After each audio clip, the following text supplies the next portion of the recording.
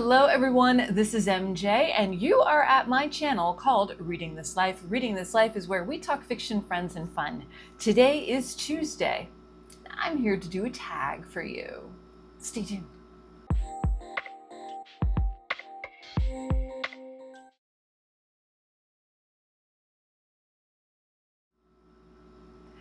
Welcome if you are brand new. Welcome back if you are a longtime subscriber. It's wonderful to see you again. I was tagged in an original tag by Ledkin over at his channel, Reading from the Depths. This is the philosophy of reading tag, and I absolutely love it. You get to go within with this tag, and that's what I love. So we're going to tackle the questions. I'm going to pull out some examples, and we're going to have a good time, okay? All right. If you don't know Ledkin or his channel, I will link it down below. Make sure to give him a peek, a like, and a subscribe. He's almost at 1,000. All right, so this is his original tag too. The prompts. Number 1, what is your own personal philosophy of reading? For me, reading is a pure luxury. Reading is a luxury.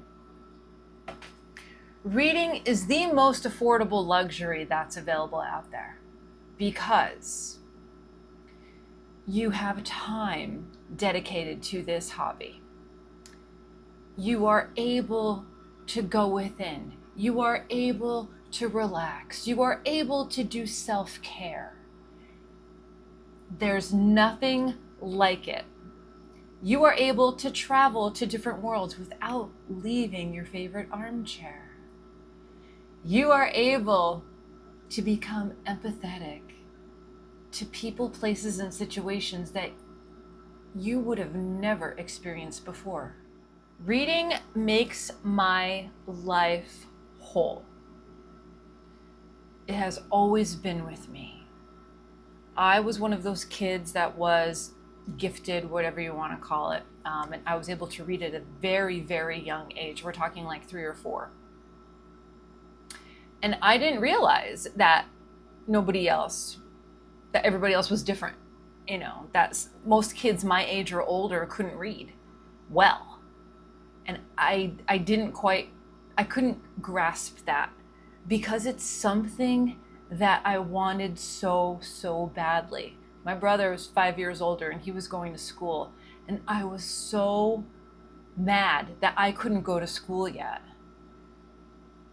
So I would sit down with a desk, my mom was thrilled over this, with phonics books, and I would teach myself how to read. And one day it was like a light bulb and it clicked and my life changed forever. And I'll tell you, my parents were readers and they were so proud. It's always been within me and it's always been a part of my life. And when my eyes fail, I'll have my ears to listen to books. It is one of the best things in life is to read the words of another human being. And to have those words bring emotion, joy, sorrow, grief, whatever, into your life. For you to be absorbed into another world. There's nothing quite like reading, in my opinion. And you can make it as luxurious or as random as you like. Question number 2. When did you first come to think of yourself as a reader? I would have to say, with Alice in Wonderland, I would do the Alice in Wonderland record and the book that went along with the record. So you would read the word and you would listen to the story at the same time. And I would do that every single day. Every single day I would go back and I would want to be Alice in the field, getting lost down the rabbit hole. And I would just listen to it nonstop. You can find the audio on YouTube. Someone actually has the recording up there. If I could find it, I'll link it so you could listen to it. But it was just a magical time for me. I probably was 5, maybe 4. And Alice has always been a part of my life. Her curiosity, her joy, her spontaneity, her bravery. She's just a wonderful character to me. I'd also say later in life, when I was in high school, I remember this distinctively. So my mom would go to, gosh, what was it? Walden Books? Or B. Dalton. It might have been B. Dalton. And I wanted to get a book for myself to read. She would be reading nonstop, like from the time dinner was over until she would go to bed, early in the morning. She would be reading Harlequin novels, and she would read them like potato chips, just one after the other. She just loved them. I never got it, but that was her thing. And I picked up this book, and this is Winners. And this was published in 1986. I was 14 years old then. And I read this in one sitting. I remember getting my beanbag chair and putting it on top of my bed and just being there for a couple hours.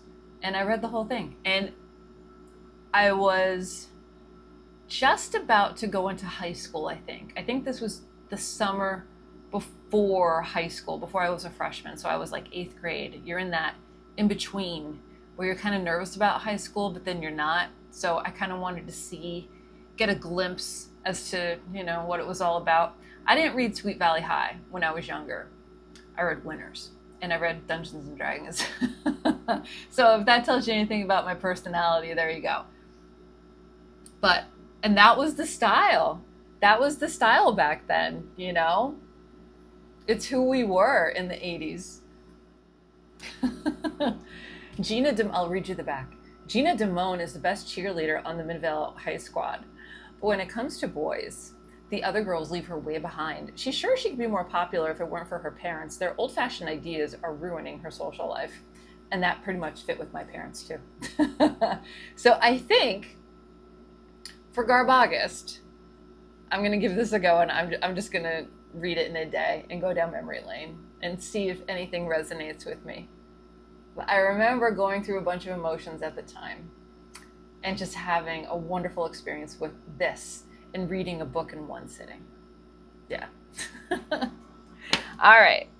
Next question.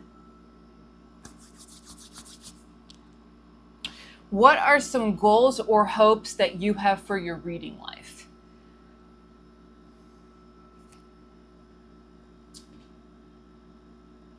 Well, retirement is going to be crucial. That's on the horizon, where I won't have to work a full-time job anymore. It's still in the distance, but it's very close. It's much closer than most people would think. And that is just going to open up so much more time for books. I'm I'm so jealous of our friends here on BookTube that are retired, that could read so much. Like, I can't wait. I have to read early in the morning. I can't read much late at night because I conk out. There's no way. So I have to fit it in where I can. And that's going to be amazing. That really is. I'm looking forward to that. Also, I want to continue to mix up my reading. So when I say mix up my reading, I am eclectic AF. Okay, I am that person that reads fiction, nonfiction. I'm not down with historical fiction, but I do like historical fantasy. I love reading vintage horror. I love reading cowboy trash. I love reading just about almost anything. Once in a while, I'll creep back over to the bookers and see what's up, but I want to keep that sense of variety in my reading life. I don't want to be put in a box where I'm reading the same thing and that's all I'm known for. I want to keep expanding. I think that's really important. I want to discover new authors to me right now. I'm falling head over heels for an author that I never knew existed until I picked up a book a little while ago, and I'm going to do a dedicated video on that author. But discovering old authors as they're something new and trying to bring attention and awareness to it, I think that is something that I want to do. There's a lot of indie authors that are putting out fantastic books. The reading community, the reading world is so vibrant and lush. And I want to keep fostering that.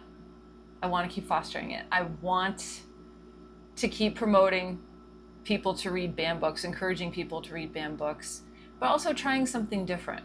You can imagine as a 10 or 11-year-old. Ooh, Ledkin, sorry.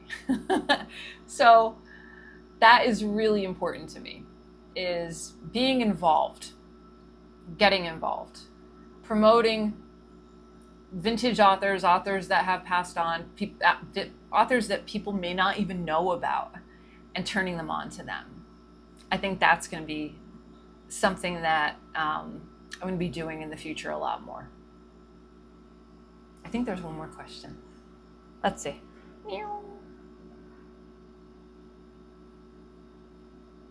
What is part of your current reading life right now that is important or exciting to you?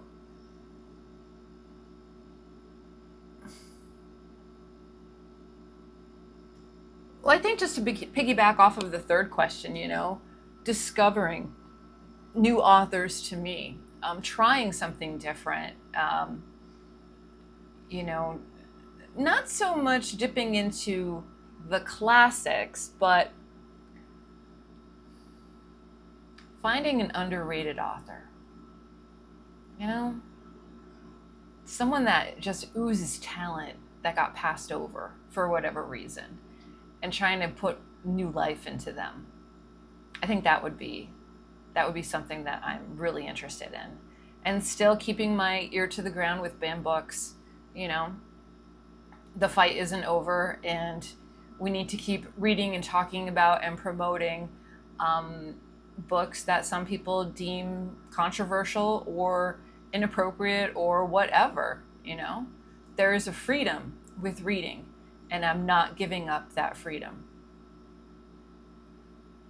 I'm fighting. Is that it? I'm supposed to have books for all these. Let's see. So, am I supposed to have books for all these? Well, I didn't pull them. Really. So, let's see. Okay, so question number 2 would be Alice in Wonderland. Question number 3, what are some goals or hopes that you have for your reading life? I think the author that I'm going to be doing a video on, that's a great one. And that author's Eve Babbitt's. Yeah. She is like the Lana Del Rey of books for me right now. And I'm here for it. And for question number 4, what is part of your current reading life right now that is important or exciting to you? The other thing really is the community here on BookTube, Doing buddy reads with people is so much fun. I just got asked to do a buddy read in December. And even though it's so many months away, that's something that I'm going to be looking forward to. There's also something that is in the works that you guys are going to be made aware of later this month. And it's a project that's really important to me. And it's a viewpoint project. And you'll see it when it comes out. But just engaging with people and having the conversations and the discourse about what you loved about a book and what you don't love about a book. Agreeing to disagree. Not every book is made for every reader. We have to understand that, and we have to accept that. Something that I love with my whole heart, people don't like, and that's fine. It's just the act of reading is so unique. But it really does, reading is the center of my world. Without reading, where would we be? More people need to read. More people need to read more than one book a year. More people need to go outside their comfort zone and read something completely different and get turned on by it. And I think getting into books that, have something attached to them. One of the toughest reads I've ever done is A Little Life by Hanya Yanagihara. And if you don't get a sense of empathy from that book, just the emotions that come up, the rage that came up for me. Books are touchstones. They're touchstones to who we are as people and what we identify with and what we value in this world. There are some books that are meant to inspire. There are some books that are meant to infuriate. There are some books that are just meant to appreciate. And that's what I love about books so much. My life would be so much poorer without books. I'm getting weepy just thinking of my life without books. And I don't care if it's a paper book, an ebook, an audio book, it doesn't matter. That information I want in my brain, and I want to experience what the author was trying to convey. And that is a true gift. And if you don't think that is a gift,